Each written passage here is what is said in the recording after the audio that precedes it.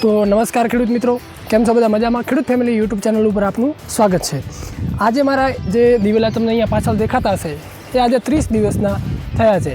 ઘણા બધા ખેડૂત મિત્રો એમનો દિવેલો જે 30 દિવસ 35 દિવસ થઈ જાય છતાં પણ એની અંદરથી ખરપતવાર એટલે કે આપણું નિંદામણ છે એ એમને એમ રહેવા દે છે, એને લેતા નથી।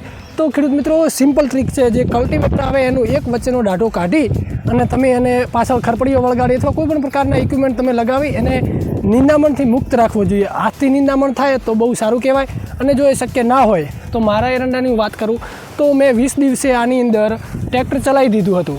તો અત્યારે તમે જોતા છો એરંડાનો વિકાસ પણ સારો છે અને એની અંદર અત્યારે નિંદામણ પણ બહુ ઓછું છે। એટલે જે એરંડાની જે લાઈન છે એ લાઈનમાં ક્યાંક ક્યાંક આપણું નિંદામણ દેખાતું છે, બાકી નિંદામણ મુક્ત ત્યારે ઊભો છે।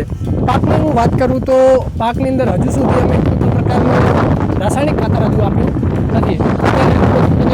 30 દિવસનો અત્યારે હું તમને આ રીતે બતાવી દઉં।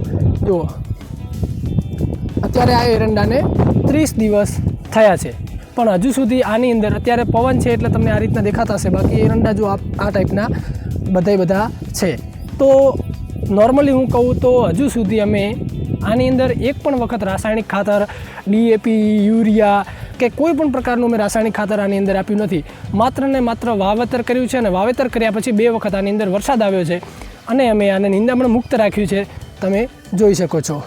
તો બધા જ ખેડૂત મિત્રોને વિનંતી કરું છું કે જો તમારો દિવેલાનો પાક 25 દિવસ 30 દિવસ અથવા 40 દિવસનો થઈ ગયો છે તો જ્યારે પણ વરસાદ ઓછું હોય અને કોરાડો તમને દેખાય એ વખતે તમારે તમારા પાકની અંદર ખેડ કરી લેવી જોઈએ। ઉપર તમે 10-10, 15-15 દિવસે 2 વખત 3 વખત આંતરખેડ કરશો, ભલે દિવેલો ભાગશે એનો વાંધો નથી, જેટલું પણ ભાગશે એની ફૂટ વધારે થશે। અત્યારે હજુ મારા એરંડાને 30 દિવસ થયા છે છતાં પણ આ દિવેલામાં 6 થી 7 અથવા 10 જેટલી ડાળીઓની ફૂટ અત્યારે પણ છે। તો બધાને હું એક રિક્વેસ્ટ કરું છું કે બને ત્યાં સુધી તમારા પાકને નિંદામણ મુક્ત રાખો। બાકીને આગળ આપણે શું આની અંદર ધારો કે આ વખતે તો મારો એવો વિચાર છે કે આની અંદર રાસાયણિક ખાતર આપવું નથી, માત્ર ને માત્ર છાણિયું ખાતર આપી અને એને આ વખતે આપણે એને વાવેતર આપણે બે જગ્યાએ આપણું વાવેતર છે। તો એક જગ્યાએ આપણે રાસાયણિક ખાતરવાળા કરીશું ને એક જગ્યાએ આપણે રાસાયણિક ખાતર વગર કરીશું। તો બંને જગ્યાએના એરંડામાં આપણને ખબર પડી જશે કે કયા એરંડાનું ઉત્પાદન સારું મળ્યું છે અને કયો દિવેલો વજનમાં પણ વધારે છે। તો આજે બસ આટલું જ ખેડૂત ફેમિલી યુટ્યુબ ચેનલમાં આવવા બદલ અને મારો વિડીયો જોવા બદલ આપ સૌનો ખૂબ ખૂબ આભાર।